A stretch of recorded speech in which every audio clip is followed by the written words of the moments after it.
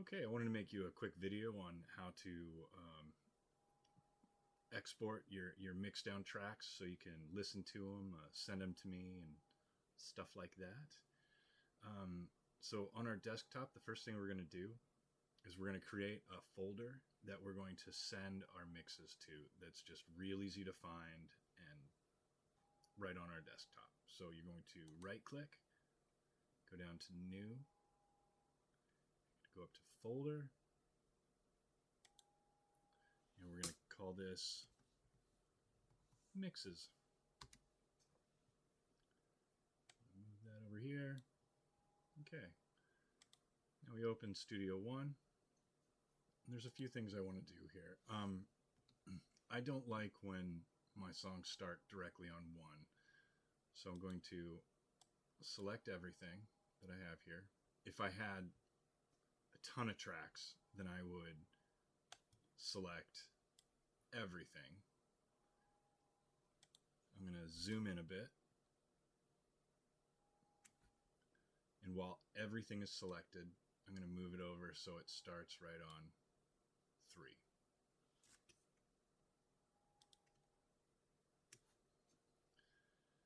Okay, and now I want to add my start-stop marker, which I had already done on accident. But so to add your start-end marker, you're going to go to these 3 dashes,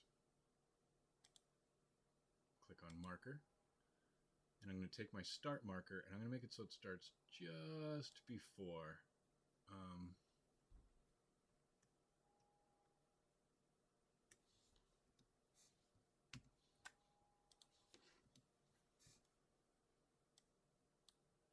want it to be a little closer. I'm going to get it right there, just a little bit before.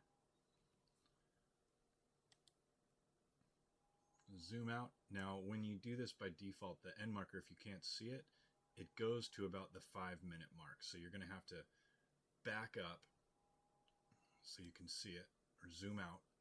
I'm going to bring it all the way over here and put it at the end of my song. The only thing you want to keep in mind is, like, say you have a cymbal hit or something, you want to make sure the song, the end marker isn't in the middle of like a cymbal ringing out. You want complete silence. In this case, on this, it doesn't have a cymbal hit, so it's not a big deal, but right there is fine. And the next thing I need to check is just for some clipping to make sure it's not going to distort in our mix that we're going to listen to.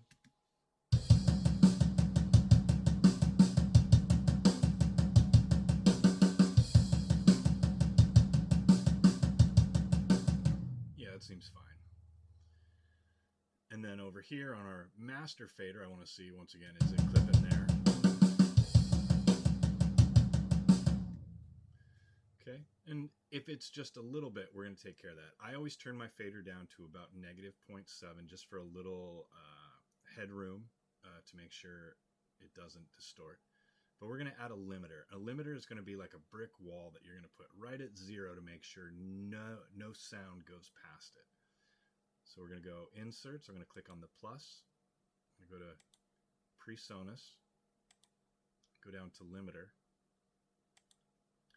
And limiter is going to be, gain is how much volume is going in. In this case, we're going to leave it right at 0. Ceiling is going to be the absolute max that it will allow. So just a little bit down, once again, just a little headway. And this is in addition to what my master fader is doing. So between the two, I've got it at like -0.9 below 0. And then the threshold is going to be at -3, it starts to act. And it's not clipping. It's not clipping, so it's not doing anything. But say I turn it up.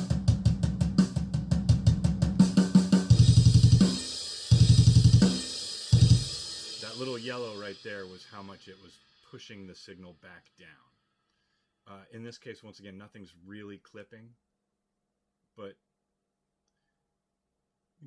just keep it at 3 is fine. Really, we don't want it doing anything. We're just putting it as a safety to make sure we don't go past 0 and clip. We don't need to worry about any of these other settings. It's doing what we want it to do. So now we're ready to bounce or export our track. So we're just going to go Song, Export, Mixdown. And right here, you'll have I already changed it, but to select that folder we created in the beginning, you're going to click on these three dots, click on Desktop, and go Mixes. And you'll see the folder that you selected is right there. Select folder.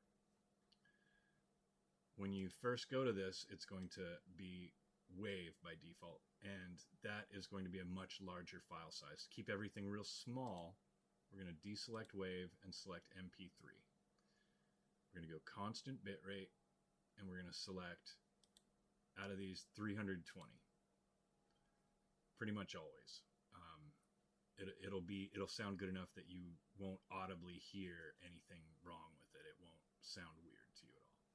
And then file name, I had already changed this, so mix test 2 in my case, or we'll just call it mix test. That's fine. And we're going to click over here. We're going to go export range, and it's by default on between loop. We want to go between song start and end marker. So it's going to just export whatever's between these 2 points. Click OK.